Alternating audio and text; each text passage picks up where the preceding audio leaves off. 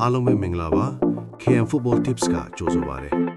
ဒီနေ့ည Anfield မှာကစားမယ် Liverpool နဲ့ Galatasaray တို့ရဲ့ Champions League ဒုတိယအကျော်အဆုံးဖြတ်ပွဲစဉ်ကိုအမြန်ဆုံးသုံးသပ်ပေးထားပါမယ်ပထမအကျော်မှာတကိုးပြရှုံးထားတဲ့ Liverpool အတွက်ဒီညဟာနောက်တစ်ဆင့်တက်ဖို့ Anfield match ကိုအသုံးချရမယ်ညပါ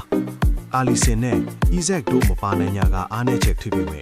ဆာလာနဲ့ Watch တို့ရဲ့ဖန်တီးမှုတွေကဂါလာတာစာတွေရဲ့ခန်းစစ်ကိုဒုက္ခပေးနေပါလေ။တစ်ဖက်က Osimhen တို့ရဲ့တိုက်စစ်ကလည်းအဝေးကွင်းမှာတံပြန်တိုက်စစ်ကနေဂိုးရအောင်ခူးထွက်ဖို့ကြိုးစားလာမှာပါ။ Data ရဲ့အရာကြီးပွဲဟာဂိုးပြတ်ဖို့ထက်ဂိုးနေဖို့ under 4.0 အလားအလာပုံများနေပါလေ။ဒါပေမဲ့ Anfield ရဲ့အရှိန်အဝါနဲ့အတူ Liverpool တို့ Gambit ပြုလို့သွားဖို့ရှိပါတယ်။ကျွန်တော်ရဲ့ရလက်ခံမှန်းချက်ကတော့3-0ပါ